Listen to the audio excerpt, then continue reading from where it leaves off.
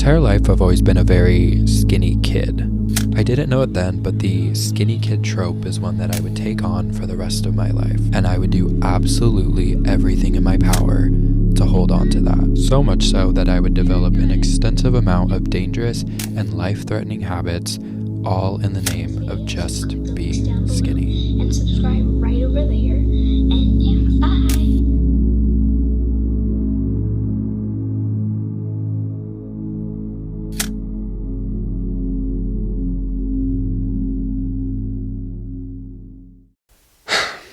So, where does this journey begin for me? It's a great question, actually. It was always very difficult for me to even accept the fact that I had an eating disorder. I think when you're sick for so long, you can kind of brainwash yourself into like full oblivion and just completely not being aware of anything that's going on. I knew I was skinny. Everybody made sure to tell me that. Oh my God, you are so thin. Are you eating anything? Honey, you need to eat more. Just put on a little more muscle and you'll have all the girls wrapped around your finger. These are things that I've heard over and over literally my entire life. Because of this, I have now grown and realized that anytime I go to any sort of family event, despite what the weather is, I'm very cautious to always wearing a long sleeve and some pants because you can't make comments or judge on something you can't see. But it was so weird for me because I thought what I was doing was a good thing. I thought I was achieving exactly what I was supposed to be achieving. I mean, society shames you for being anything but skinny. If you're not skinny, you're not healthy. And so with this in mind, I always just kind of thought, if being anything but skinny is bad and I'm skinny, then I'm doing a good job, right? I'm doing exactly what the world wants me to be. It was not until I got older when I realized that there's a big difference between being skinny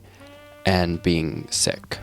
I think one of the main factors that contributed to me not realizing I had an eating disorder was honestly just the fact that I'm a guy. For a long period of time, specifically when I was younger, I did not think guys even got eating disorders. I think part of that is the fact that not only do guys not talk about their eating disorders, but they honestly really just don't talk about any emotions that they're going through, whether that's mental health or physical health or anything like that. But what's so interesting is a lot of research shows that men not only are just as likely to develop an eating disorder as a woman, but that a lot of men don't even realize that they have an eating disorder, which ties right back into men not talking about it. Men aren't talking about it, so then they're not realizing that they have an eating disorder. And the fact that there are so many men out there that don't realize they have an eating disorder or just don't realize that they have some sort of disordered eating is really scary, and it makes me feel really bad because so many men are so caught up in trying to be tough and trying to be not focused on like not letting little things get to them, that not only will they never be able to realize what they're going through, but they're also never going to be able to get the help for it. I had briefly heard women talk about their experiences with eating disorders, and just from things I had saw and read online, once I did finally realize I had an eating disorder, I felt so much shame around it. I don't know, I always felt like, you know, you're a guy, you need to just get over it, go to the gym, eat some meat, like grow some muscle. And to be honest, it didn't really help that I had people in my life also telling me that. It just made me feel so incredibly awful. I always made the mistake of comparing my body to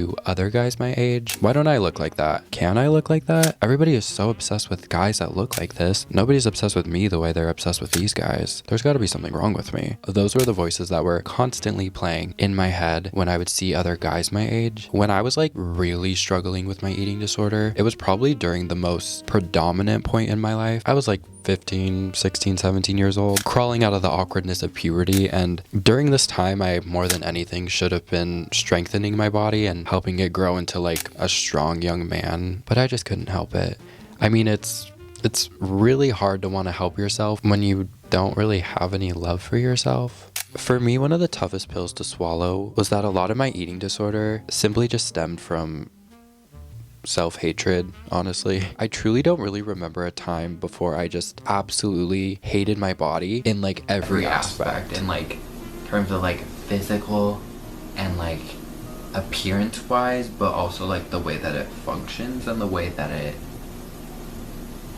I like how I'm complaining that my body is like doesn't react good to food, as if I don't like starve myself for like days. And although I may have bled onto some other forms later on in my life, I initially didn't develop an eating disorder out of wanting to be skinnier.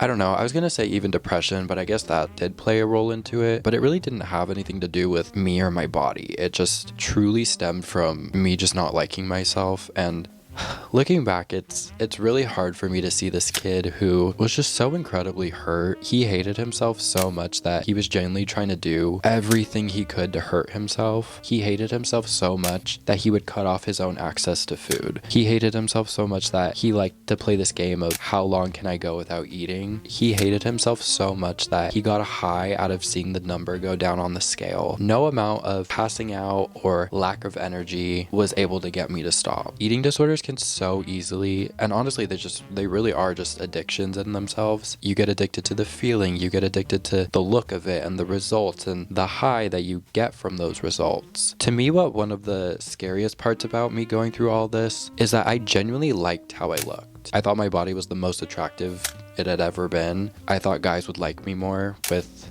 an anorexic body, as crazy as that is to say. And again, it kind of breaks my heart because I knew then that it was not right, and I knew then that I was doing stuff to hurt myself, and I knew the repercussions that were to come with me doing this. It really just is an addiction.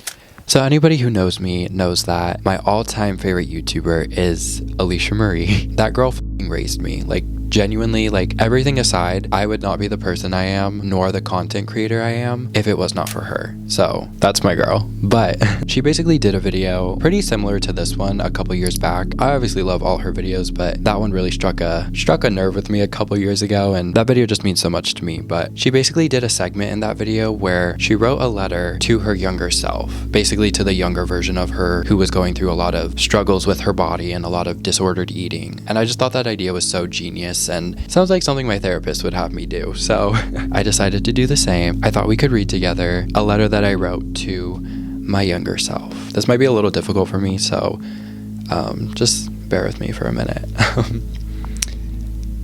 Okay. Dear young Aiden, you have faced so many struggles in your life, but one of your toughest battles is just beginning. Yes, you will struggle with an eating disorder. This might be a tough pill to swallow considering you don't think that men are really able to get eating disorders, but spoiler alert, they definitely are, and you are about to become the poster child in your own brain for what having an eating disorder looks like as a guy. All those comments about looking like a stick or what seem like lighthearted jokes from those family members that you only see every 6 months at a family dinner, they do affect you, and that's okay. The first step to healing from anything in life is acknowledging it. I am a firm believer in the fact that you cannot heal from something that you cannot acknowledge happened. Yes, you are skinny. Yes, that's okay. But there's a massive difference, and what will turn into a very scary difference between being skinny and being sick.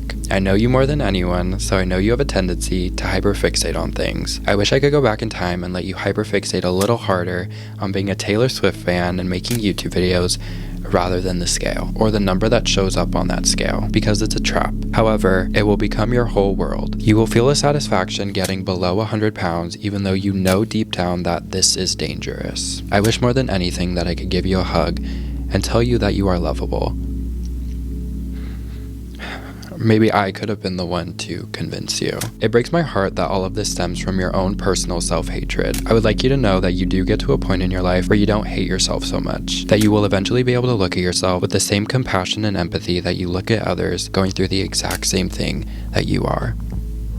Ooh, this is hard. You are going to learn so many things throughout this process. You are going to learn your triggers, and you are going to realize that the world is not going to change for you, but rather it feels like the world is trying to hurt you even more. You are going to realize that many people are going to see this as a desperate plea for attention, and it's going to really hurt, and I wish I could do something to make that one specifically stop. You are going to realize that seeing shirtless guys on social media does nothing for you other than feel like a slap in the face. You are going to realize that when you do consume food, rather than go days without it, that you do actually feel better. Crazy concept, but yes, food is fuel. You will find that the walks to and from work are much easier to manage when you have fuel in your body. I'm sorry that this is yet another obstacle that is being thrown your way. I know better than anyone that you have a lot going on and that this is something that you don't really have to wait for.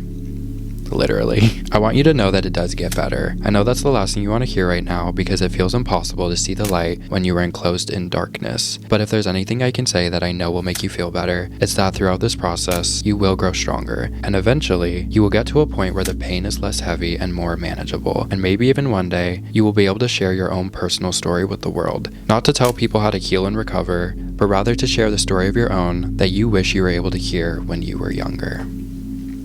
So that is going to bring us to the conclusion of this video, and in no way, shape, or form is this video supposed to be me giving you advice or telling you how to recover. I don't think that anybody should be looking to someone on social media for how to recover from something like an eating disorder. That's for medical professionals and people who actually know what they're talking about and people who have actually studied these things. So I don't know if this video was made for me or the younger version of me. With all my videos, I obviously hope that someone feels seen by this, and hopefully I can bring even just a little bit more light and awareness to a situation that's very difficult to deal with. So I just want to say thank you so much for watching. If you made it to the end of this video, I love you so much. Your support and your appreciation truly never goes unnoticed. So I just want to say thank you for that, and I will see you very soon with another video. Love you.